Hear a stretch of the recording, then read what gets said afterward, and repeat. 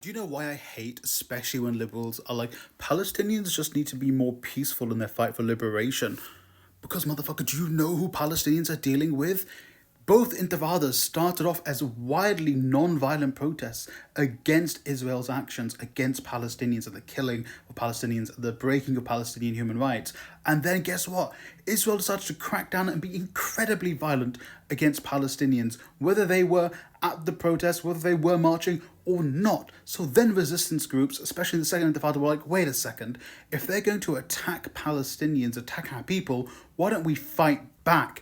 And then the world were like, oh, look at those goddamn Palestinians fighting for their rights. Gotta hate that.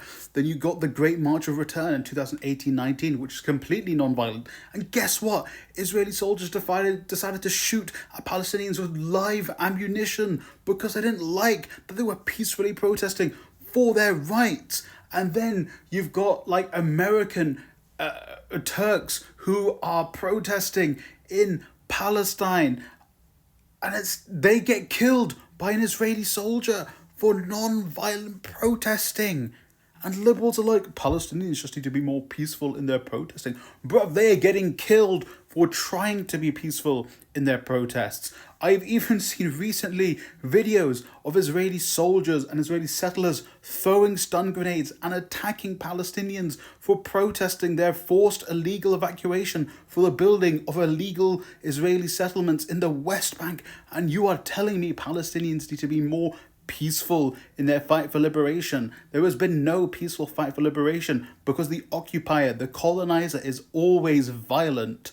The people must fight against them because the only method that the colonizer knows is violence. So you've got to fight back against them.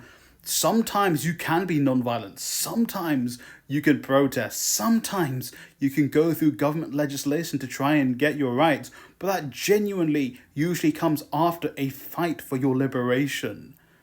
And we are privileged, many of us, who have not had to do that. But people in South Africa were doing it. Black Americans were doing it. We had even people here in the UK, my parents' generation, fighting against the racists who are trying to get rid of them, who are trying to attack them in the streets like they were doing about a month ago. And now that's just blown over. And people are like, oh, well, the laws will figure it out. No. Because the oppressor and the colonizer is always violent. They only know violence. They have no conscience. Palestinians fight back because when they try to do it without fighting, they are met with violence and death.